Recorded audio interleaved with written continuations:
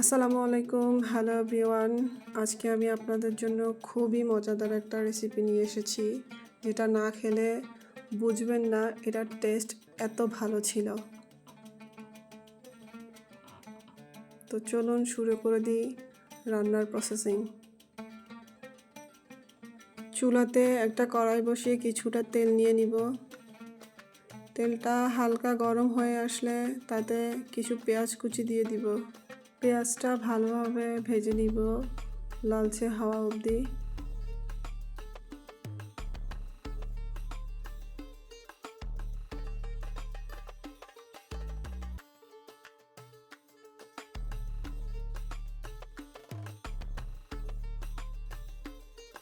পেঁয়াজটা যখন লালচে হয়ে আসবে তখন এক এক করে রসুন বাটা, আদা বাটা দিয়ে ভালোভাবে ভেজে নিতে হবে, যাতে রসুন আর আদার গন্ধটা চলে যায়।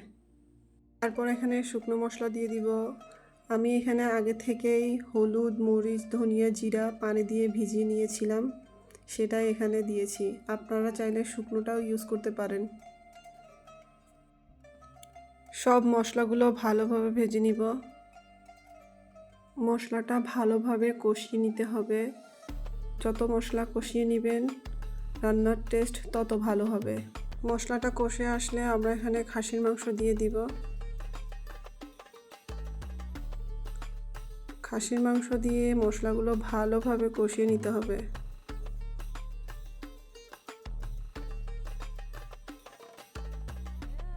মাংসটা ভালোভাবে কষিয়ে নেওয়ার পরে পরিমাণ মতো পানি দিয়ে দিব। পানি দিয়ে কিছুক্ষণ জাল করে নিব।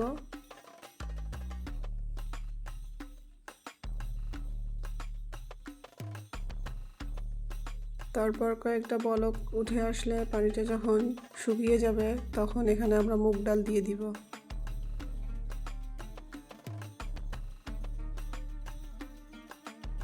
আমি এখানে ভাজা মুগ ডাল ইউজ করেছি।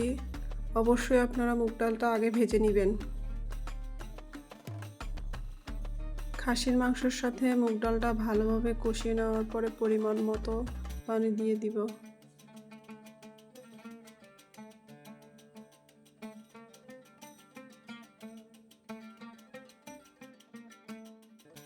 কয়েকটা বলক উঠে আসার পর যখন পানিটা টেনে আসবে তখন এখানে আমরা কিছু আস্ত কাঁচামরিচ দিয়ে দিব।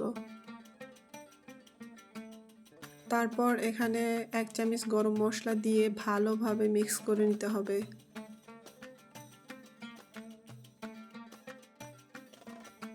মিক্স করে নেওয়ার পর কিছুক্ষণ জাল দিয়ে নিতে হবে। যখন মাখা মাখা হয়ে আসবে তখন আমি এখানে সব শেষে পেঁয়াজ বেরেস্তা দিয়ে দিব। আপনারা চাইলে ঝোলও রাখতে পারেন, সেটা যার যার পছন্দ। তো হয়ে গেল আমাদের খাসির মাংস দিয়ে মুগ ডালের রেসিপি। আশা করি সবাই ভালো থাকবেন, সুস্থ থাকবেন। আল্লাহ হাফেজ।